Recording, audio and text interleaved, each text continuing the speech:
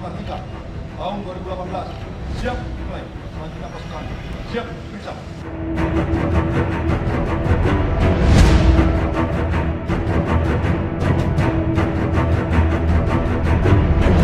Saya akan membacakan amanat Kepala Staf Angkatan Darat. Tema Hari Juang Kartika 2018 yaitu TNI Angkatan Darat mengabdi dan membangun bersama rakyat. Sangat tepat merepresentasikan komitmen prajurit TNI AD dalam mengemban kepentingan seluruh rakyat Indonesia. Dirgahayu TNI Angkatan Darat. Sekian dan terima kasih.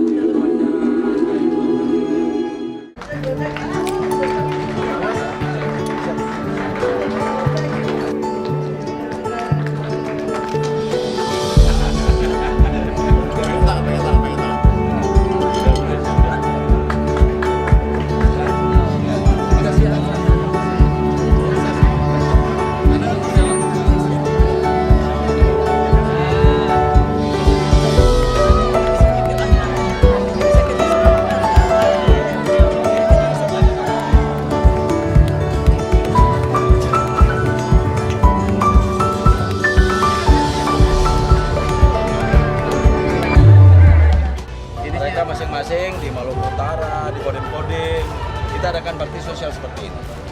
Bakti sosial, ada kitanan massal, pengobatan, ada donor darah,